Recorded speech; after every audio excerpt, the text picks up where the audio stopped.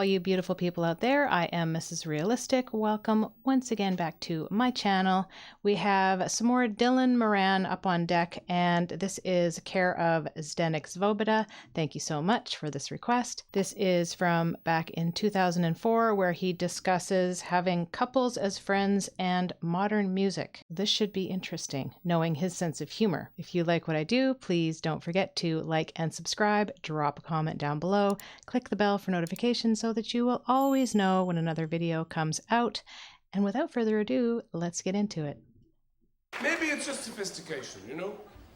Precociousness. They are more precocious. Another friend's child, you know, the fridge drawings, you have to look at them. I did, and I said, you know, trying to be nice, I said, oh, it's very nice, is that mummy and the baby? And she said, no, that's a skeleton breastfeeding a priest. Do you know Goya? No, I don't, sorry. But it's a terrible moment when your own child turns around to you and says, Daddy, is this organic? Excuse me? I grew up on Angel Delight as a main course. We didn't get food in the house unless it was neon. It took 3 seconds to prepare. So my parents could carry on with their lives, their parties. If I ever meet Elkie Brooks, I'm going to kick her to death.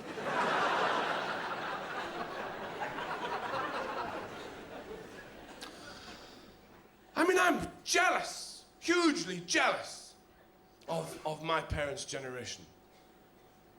They got everything right, you know? Those people who became couples then. And the couples, that's another thing. Nobody tells you this, that you get couples as friends at a certain age because of children. You know, your child decides they want to play with another child, so you have to meet the owner. And then have it round to your place to eat your stuff. Or go to their place where you can't relax, because it's always bigger and nicer and cleaner. You're standing there in the bathroom thinking, I can't relax here. These people have no pubic hair anyway. We have pubic hair on the ceiling. And they're so incredibly competitive, you know? All this stuff, and you arrive. This is the hall, this is the kitchen, this is the living room. I know. This is a Smeg fridge. The whole house is made of Smeg. We're made of Smeg, aren't we, Roy? Yes. What's Smeg? Julian's very happy in the local school, in the little grove, in the little arcade there, the little parish school. Multi-denominational, of course. Rastafarian nuns, Zen nuns, they're all there. 18 teachers to a child, each one with its own laptop. Direct access to the Pentagon. And I just think, I don't need all this competition, all right? I only came here because you said you had a fucking chicken.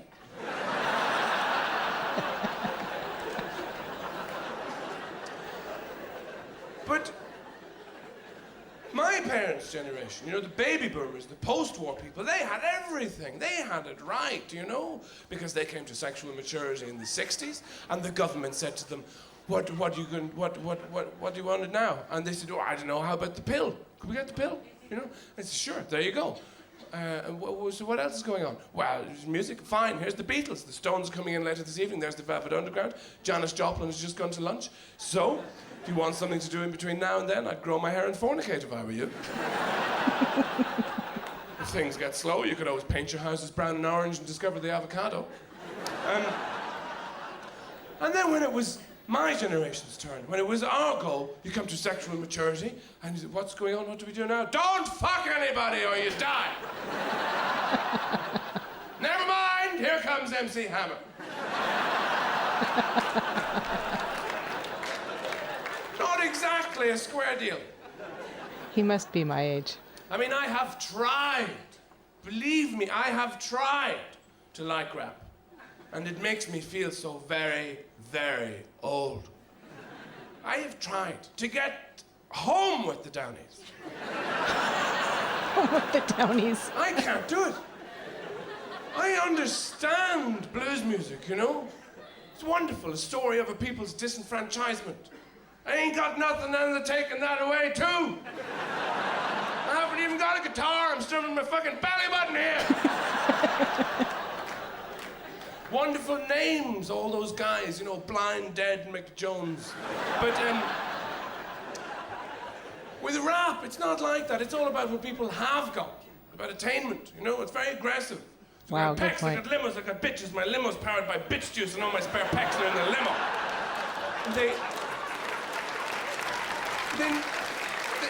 They never say anything nice. Ever. It's always, I'm gonna fuck you up, I'm gonna dig up your dad and shove him up your mum and drink your blood from a drinking cup, you fuck!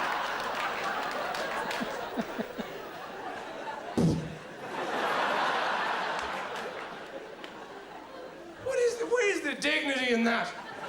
What happens to these people when they get old? I hope there's a retirement home for them with some huge burly nurse going around saying, it's time for your enema, Eminem. Leave P. Diddy's biscuits alone. Don't do that again. It's such infantile mentality. You know, you go up to any 5-year-old and say, what do you think of the world? And they'll go, I think it's rubbish, because they can't get stuff I want. When I want it, I want a big purple chair and French fries and stuff, and I want it, like, yeah, now. That's a rap song.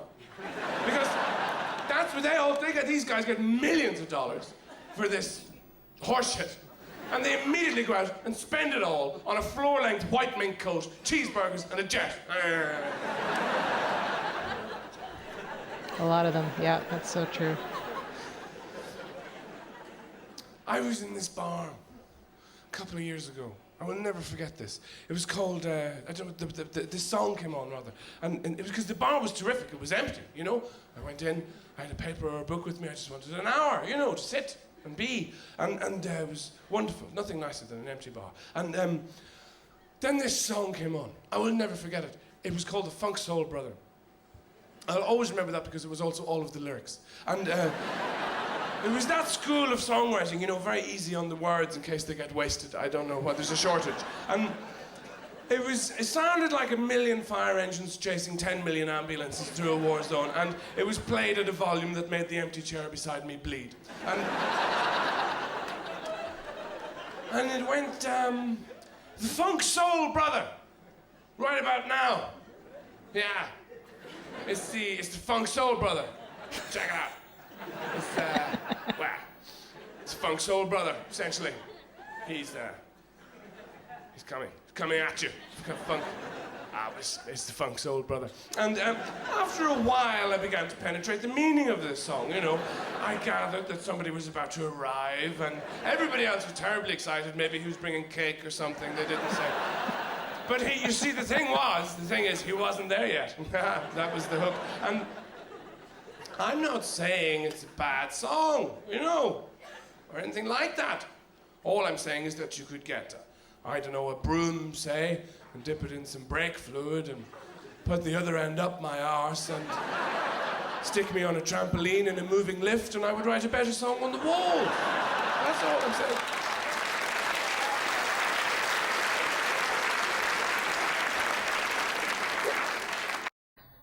Oh man, I remember that song, and I will admit I totally loved it. But yeah, that was the gist of it. Right about now, the Funk Soul Brother. Now, I will admit I like rap. I like some rap, but there is a lot out there that is pure drivel and has absolutely zero talent whatsoever. But of course, you know, this is from 2004. I don't think the world maybe had seen people who wrote rap with any type of good meaning to it. And that's what the majority of it is about, right? What you have, your diamonds, your cars, your women, your drugs, your alcohol, partying. That's what the children grow up kind of trying to emulate and wanting. And I will agree with him 100% that blues is definitely something I think that you can sort of feel a little bit more with your soul. It has some purpose to it, not to mention the fact that it sounds amazing. Now, as far as couples, friends, we don't really have too many of those. I know when I was growing up, my parents had no clue who my friends' parents were. They might know their first names, but they never hung out with them.